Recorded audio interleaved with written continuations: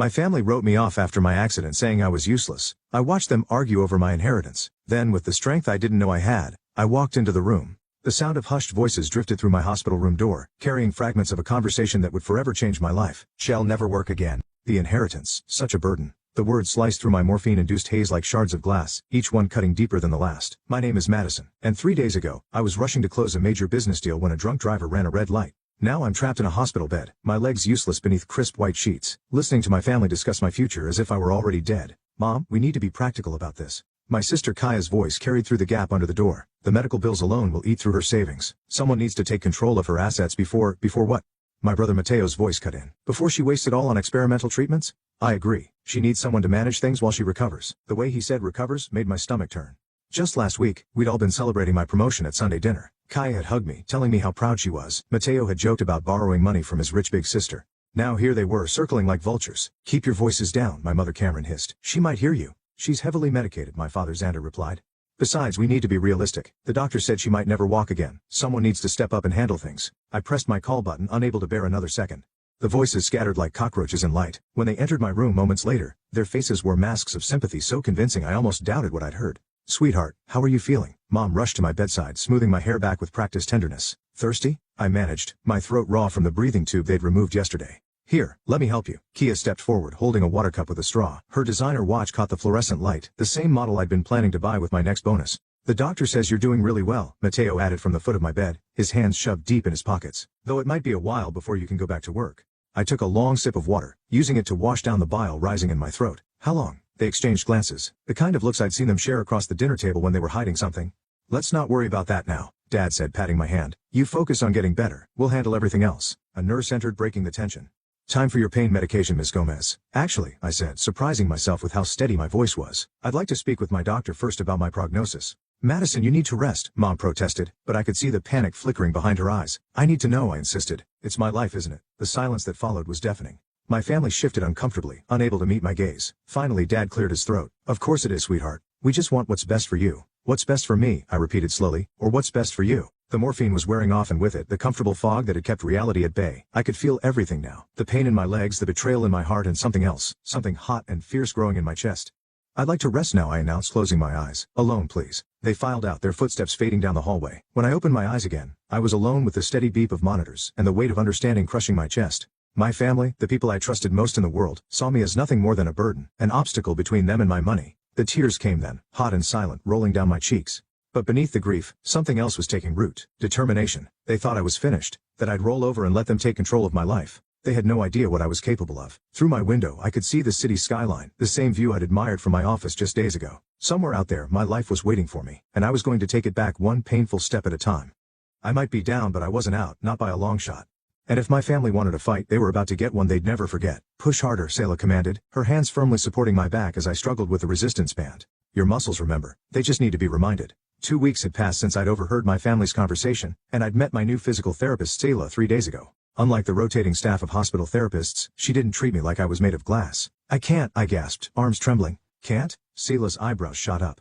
Or won't, because the Madison I've been reading about in your medical chart was running marathons 6 months ago. That was before you decided to let your family win? I dropped the band, staring at her. What? Oh, please. Selah pulled up a chair, fixing me with an intense gaze. I've been doing this job for 10 years. I can spot family drama from a mile away. The way they hover during sessions. How they keep trying to reschedule your appointments. The whispered conversations in the hallway. My throat tightened. They think I'm helpless. Are you? The question hung in the air between us. Through the therapy room window I could see my mother pacing in the hallway, phone pressed to her ear. No, I said finally, picking up the resistance band again. I'm not. Good. Selah smiled, but it wasn't the patronizing smile I'd grown used to. Because I've got a proposition for you. She pulled out her tablet, showing me a video of a woman around my age standing from a wheelchair and taking hesitant steps. This was one of my patients. Similar injury to yours. Everyone said she'd never walk again. Selah paused the video. She ran a 5K last month. My heart hammered against my ribs. How long? 11 months of hell. Selah's voice was matter-of-fact. Every day pushing until you want to scream. No guarantees. But if you're willing to try, Madison? My mother's voice interrupted from the doorway. Honey, maybe that's enough for today. You look tired.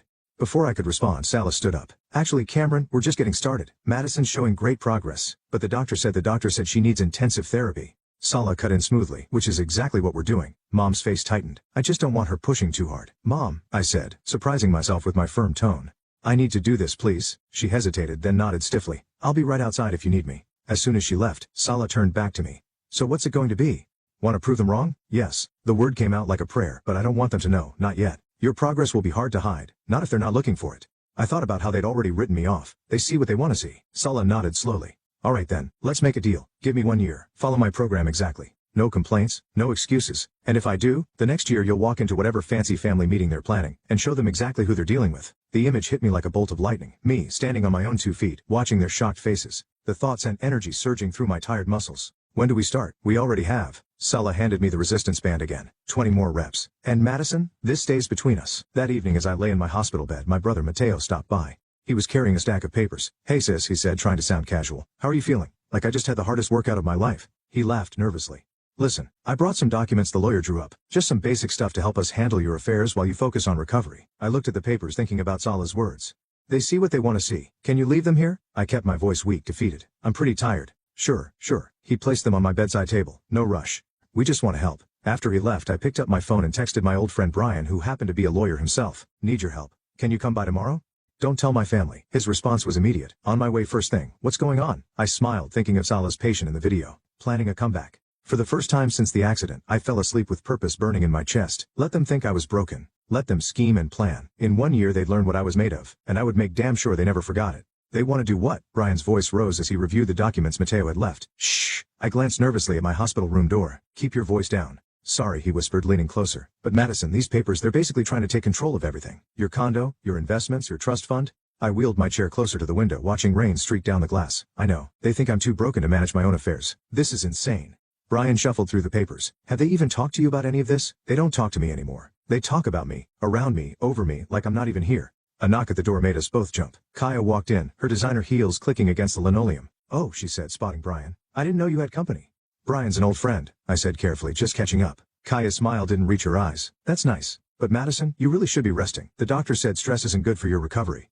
Actually, Brian stood up, straightening his tie. We were just discussing some legal matters. Legal matters? Kaya's voice sharpened. What kind of legal matters? Just reviewing some documents, I said quietly, playing the role they expected. It's a lot to take in. Oh, sweetie, Kaya's tone turned patronizing. You don't need to worry about any of that. We're handling everything. That's what I'm afraid of, I muttered. What was that? Nothing. I'm tired. After they left, I wheeled myself to physical therapy where Sala was waiting. She took one look at my face and knew something was wrong. Spill it, she commanded, helping me onto the exercise mat. They're trying to take control of everything. I grunted as she helped me stretch. My sister just showed up acting like I'm some helpless child. Let them think that, Sela said, pushing my leg back further. While they're busy underestimating you, we'll be busy proving them wrong. Show me those leg lifts we practiced. Later that afternoon, I positioned my wheelchair near the family consultation room just around the corner. My parents had called a meeting with my doctors, and I'd become an expert at eavesdropping. Long-term care facility. My mother's voice drifted out. But she's so young. It's a specialized center. A male voice responded. They have excellent rehabilitation programs. And the cost? My father asked. Your insurance will cover most of it, given Madison's condition. I didn't hear the rest. My hands gripped my wheelchair arm so tight my knuckles turned white. A long-term care facility. They were trying to ship me off, out of sight, out of mind. Hey, a soft voice said behind me. I turned to find Brian holding 2 cups of coffee. Thought you might need this. They want to put me in a home, I whispered. Brian's face hardened. Not if I have anything to say about it. I've been making some calls. You remember my friend at the DA's office? I nodded. She's looking into some things. The timing of these documents, the pressure they're putting on you, it's not looking good for them. I don't want to destroy my family, Brian. They're trying to destroy you first. The consultation room door opened and I quickly wheeled around the corner, Brian following. We watched as my family filed out, their faces serious. Did you hear that? Mateo was saying. The doctor thinks she'll need care for years, maybe permanently. We can't afford that, Kaya replied, not without accessing her accounts. She'll sign the papers, my father said confidently. She knows we only want what's best for her. They walked past without seeing me, their words hanging in the air like poison. Brian squeezed my shoulder. Ready to fight back? I thought about Sayla's patient in the video, about the small victories I'd already achieved in therapy, about the way my family had changed from loving supporters to calculating vultures overnight. Yes, I said, my voice stronger than I'd expected. But we do this smart. Let them think they're winning. While you get stronger, Brian nodded. Exactly. I pulled out my phone and pulled up my calendar. I have therapy with Stella every morning at 9. Can you come by afterward tomorrow? We need to make a plan. I'll be here. He paused. Madison, you're the strongest person I know. Don't let them make you forget that. As I watched him leave, I felt a strange calm settle over me. Let them scheme. Let them underestimate me. Every dismissive look, every patronizing comment, every secret meeting, it was all fuel for the fire burning inside me. They thought they were writing the end of my story. They had no idea it was just the beginning. Come on, Madison. Just one more, Sala urged, supporting my weight as I gripped the parallel bars. Sweat dripped down my face, my arms trembling with effort. 3 months had passed since I'd started my secret campaign. Every morning while my family thought I was receiving basic therapy, Stella pushed me to my limits. I can't, I gasped, my legs shaking. You said that yesterday and the day before, yet here you are standing. The words still felt foreign. My family didn't know I could do this now, didn't know I could bear my own weight for short periods. They were too busy fighting over my assets to notice my progress. There, Sala exclaimed as I completed the step. That's 30 seconds longer than last week. The door burst open, making me collapse into my wheelchair. Kaya stormed in, her face flushed. Madison, did you tell Mateo he couldn't access your investment account? Sela stepped between us. We're in the middle of a session. This is family business, Kaya snapped. This is medical rehabilitation, Kaya countered. And you're interrupting it. I wiped my face with a towel, hiding my smile. What's wrong, Kaya? Mateo tried to withdraw funds for your care, but the bank blocked him. Did you say something to them? I haven't spoken to anyone at the bank. Technically true, Brian had handled that. Well, someone did. Kaya's perfectly manicured nails drummed against her phone. Dad's furious. We're trying to help you, and you're making it difficult. I'm sorry it's such a burden, I said quietly, playing my role. Maybe you should just let me handle my own finances.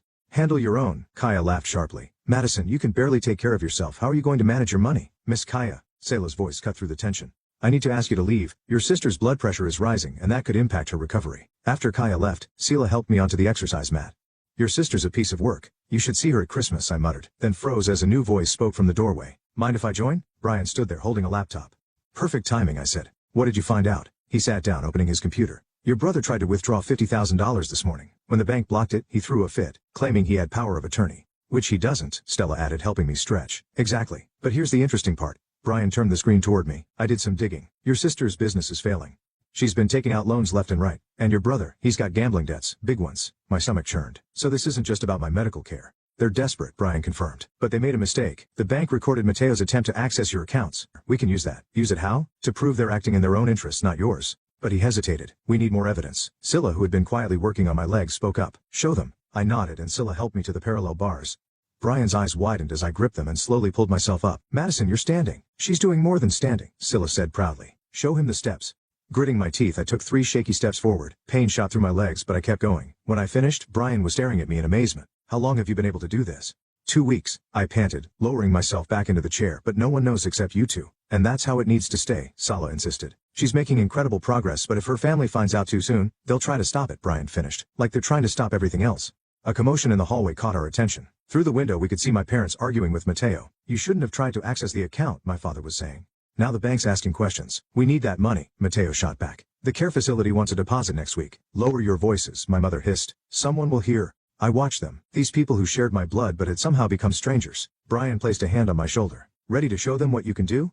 Not yet, I said, thinking of Sala's words from months ago. 1 year. But soon, very soon. As my family's argument faded down the hallway, I turned back to the parallel bars. Sela, I want to try again. She smiled, understanding in her eyes. That's my girl. Channel that anger into strength. And I did. One painful step at a time while my family plotted their next move, completely unaware that their perfect plan was about to backfire spectacularly. Happy birthday, Dad, I said, wheeling myself into the restaurant where my family had gathered. 6 months had passed since the accident, and this was the first family event I couldn't avoid. Madison, my mother rushed forward, all performative concern. We didn't think you'd make it. The stairs. Brian helped me, I said, nodding toward my friend who stood quietly behind my chair. I caught Kaya's eye roll at his presence. Well, isn't this lovely? My father's smile was strained. The whole family together again. The waiter led us to a private room where Brian smoothly helped me transfer from my wheelchair to a regular chair, much to my family's visible discomfort.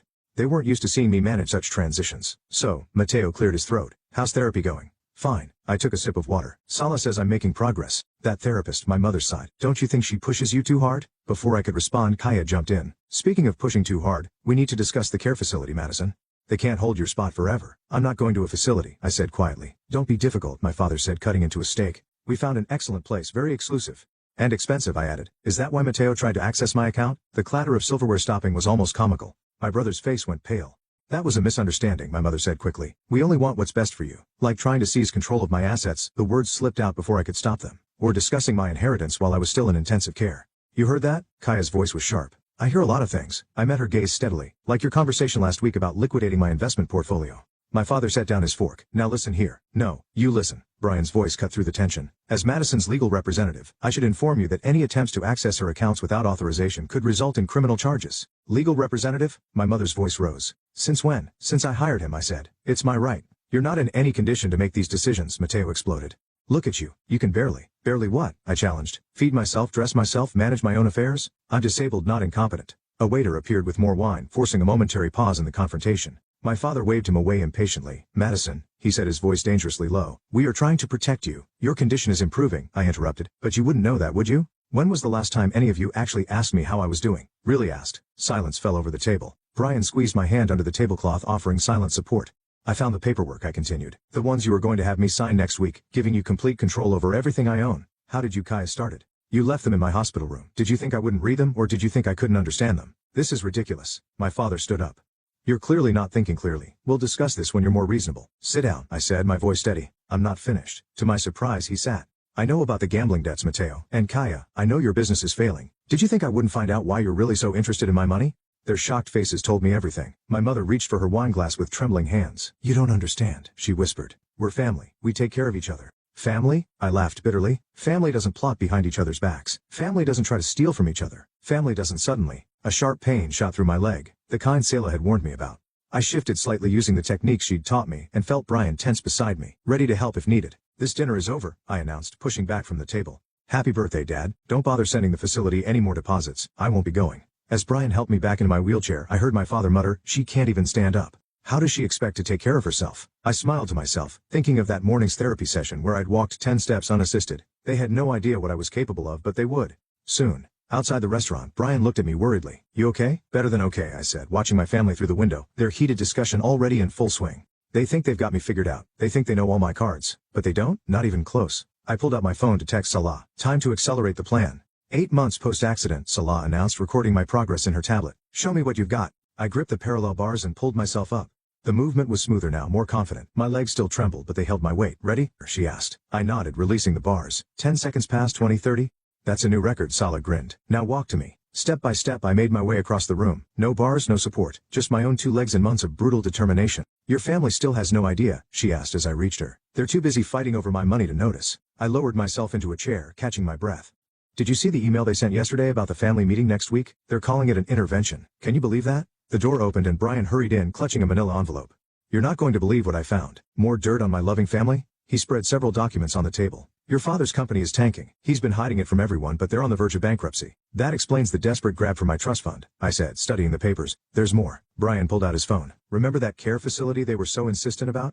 I did some digging. Guess who's on the board of directors? No way. Your father's golf buddy, the same one who's been helping him hide his company's financial troubles. Salah whistled low. So they were going to use your money to save your dad's company? Through a series of complicated transfers through the care facility, yes. Brian sat down. It's all here. Bank statements, emails, everything. Perfect timing, I said. Their little intervention is scheduled for next Thursday. They're probably planning to force me to sign something. They can try, Brian smirked. But I've got a surprise of my own. Remember my friend at the DA's office? Before he could continue, the door burst open again. Kaya stood there, her face white with shock. I knew it, she exclaimed, staring at me sitting in the regular chair instead of my wheelchair. You've been lying to us. Kaya, I started, all this time while we've been worried sick, planning for your care. She pulled out her phone. Wait until Mom and Dad see this. Wait, I called, but she was already gone. Well, Salah said after a moment, that changes things. No, I replied, my mind racing. This is perfect. Brian, move the intervention up tomorrow. Tomorrow, are you sure?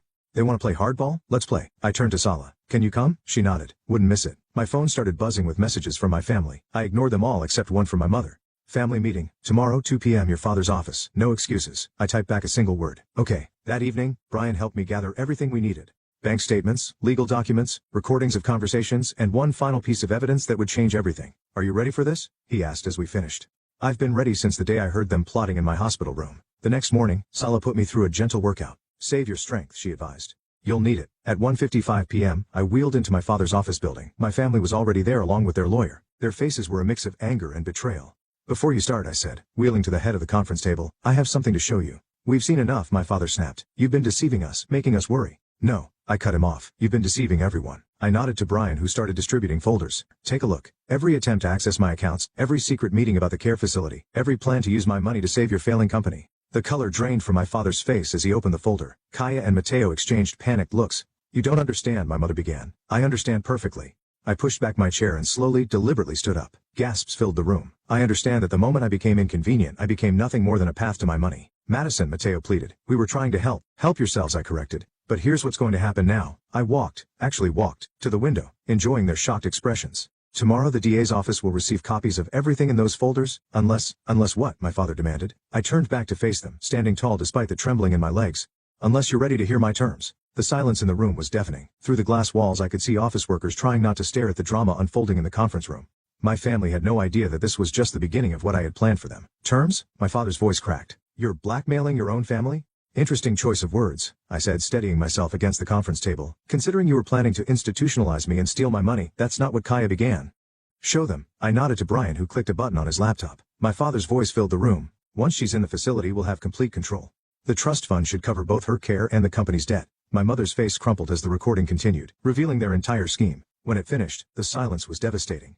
Where did you get that? Mateo demanded. Your last family meeting about my care wasn't as private as you thought. I took another step forward. Did you really think I was too helpless to fight back? Madison, my father stood up, his authority crumbling. Let's be reasonable. Reasonable? I laughed. Like when you discussed my inheritance while I was still in intensive care? Or when you tried to force me into a care facility that's conveniently connected to your failing business? We were desperate, Kaya burst out. Dad's company was going under, my business was failing. So you decided to sacrifice me? The words hung in the air like poison. Sala moved closer, ready to support me if my legs gave out, but I waved her off. This moment was mine. Here are my terms, I continued. First, you'll all resign from any positions related to my care or finances, immediately. You can't, my father started. I can and I will.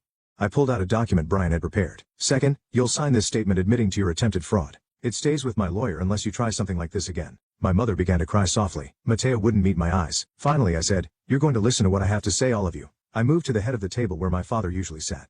My legs were screaming, but I refused to show weakness. I trusted you, all of you. When that drunk driver hit my car, I thought I'd lost everything, but I was wrong. I didn't lose everything that day. I lost it the moment you decided I was worth more to you broken than whole. That's not fair, Kaya protested weakly. Fair. I slammed my hand on the table. Was it fair to plot behind my back? To treat me like I was already dead? To try to steal everything I've worked for? We're your family, my mother whispered.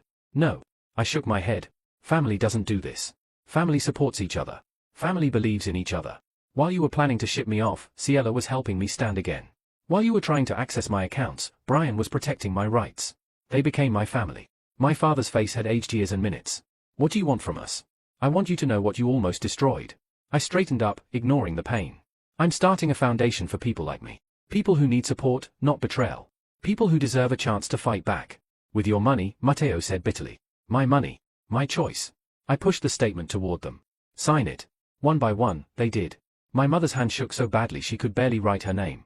Madison, my father said as he signed last, I know we can't fix this, but you're right. You can't fix this. I took the signed document from him. But maybe you can learn from it. The foundation's first fundraiser is next month. You're all invited as guests, not family. And if we refuse to come? Kaya asked. Then don't. But remember, everything I have on your schemes goes public if you ever try to interfere with my life again. I nodded to Brian and Ciela, and we moved toward the door. My legs were about to give out, but I'd made it. I'd stood my ground, literally and figuratively. One more thing, I said, turning back. That drunk driver, he took my ability to walk for a while. But you? You took something far more precious. Remember that. Outside the office, my legs finally buckled. Ciela caught me, helping me back into my wheelchair. You did it, she said proudly. We did it, I corrected, looking at her and Brian. I couldn't have done this without you. So what now? Brian asked as we headed toward the elevator. I smiled, thinking of the foundation plans already in motion. Now we help others stand up for themselves, literally and figuratively. As the elevator doors closed, I caught one last glimpse of my family through the conference room glass. They sat there, broken and defeated, surrounded by the evidence of their betrayal. They tried to bury me, never realizing I was a seed. And now I was going to bloom. Ladies and gentlemen, please welcome our founder, Madison. The applause thundered through the hotel ballroom as I walked onto the stage. Hundreds of faces looked back at me, including several familiar ones in the back row. Thank you, I said into the microphone, gripping the podium for support. When I started the Phoenix Foundation, people told me it was impossible. They said one person couldn't make a difference. They were wrong. In the front row, Sala beamed. Next to her, Brian gave me a thumbs up. Tonight, we're celebrating our 10th successful case. Sarah, would you join me? A young woman rose from her seat, making her way to the stage with determined steps. Like me, she'd been told she'd never walk again. Like me, she'd prove them wrong. Sarah came to us after her insurance denied her rehabilitation coverage. I continued. Tonight, she's walking proof that with the right support, anything is possible. More applause. I caught sight of my mother dabbing her eyes in the back row. My father sat rigid beside her while Kaya and Mateo shifted uncomfortably in their seats. But this foundation isn't just about walking again, I said. It's about standing up for yourself, fighting back when the world or even your own family tries to write you off. The room fell silent. Everyone knew my story. It had made headlines when the foundation launched, Accident Survivor Turns Family Betrayal into Beacon of Hope. Sarah, would you like to say a few words? She stepped up to the microphone. Before I found the Phoenix Foundation, I was ready to give up. My family meant well, but they treated me like I was broken. Madison taught me that being disabled doesn't mean being powerless. I squeezed her hand, remembering my own journey. Tonight, I announced, we're unveiling our newest initiative. The Phoenix Legal Defense Fund will provide attorneys to protect the rights of disabled individuals facing discrimination or exploitation. Brian stood up acknowledging the applause. He'd quit his corporate job to head the legal team, turning our shared experience into a mission. And leading our new rehabilitation program, I continued, please welcome our Director of Physical Therapy, Sela. Sela joined us on stage, the same fierce determination in her eyes that had helped me take my first steps after the accident. Together, we're not just rebuilding bodies, she said. We're rebuilding lives. After the speeches, during the reception, my family approached. They'd kept their distance since our confrontation, showing up at events but never quite meeting my eyes. That was quite a speech, my father said stiffly. Thank you for coming, I replied, my tone professional. Madison, my mother stepped forward. We've been doing a lot of thinking, a lot of therapy actually. Oh? We can never undo what we did, Kaya added. But watching you tonight, seeing what you've built, we were wrong, Mateo finished. So incredibly wrong. I studied their faces, seeing genuine regret for the first time. Yes. You were. The foundation. My father cleared his throat. It's remarkable. If there's ever anything we can do actually, I said, there is. The Phoenix Foundation is launching a family counseling program for families struggling to support disabled loved ones. We need volunteers to share their stories to help other families avoid making the same mistakes. They exchanged glances. My mother spoke first. You want us to talk about what we did? I want you to help prevent it from happening to others. Silence stretched between us. Finally, my father nodded. We'll do it. It's the least we can do. Madison, Brian called from across the room. The reporters are here. Excuse me, I said to my family. Duty calls. As I walked away, I heard my mother's quiet voice. She's amazing. We almost destroyed that. No. My father replied. We made her stronger. At the press table, surrounded by cameras and microphones, I caught sight of my reflection in a window. I saw not just the woman who had learned to walk again, but the woman who had learned to soar. Miss Madison, a reporter asked, what's next for the Phoenix Foundation? I smiled, thinking of all the people out there waiting to rise from their own ashes. We're just getting started. Later that night, after the crowds had gone, I stood at the window of my office. Below, the city lights twinkled like stars. On my desk sat a framed photo from my hospital days, a reminder of where this journey began. Ready to go? Salar asked from the doorway. Brian's waiting with the car. Just a minute. I touched the window, my reflection overlaying the city lights. You know what's funny? They thought they were ending my story. Instead, they helped me write a better one. Come on, Phoenix. She smiled. Time to fly. I walked out of my office leaving the old photo behind. The past was just that, past. The future, that was a story still being written one step at a time.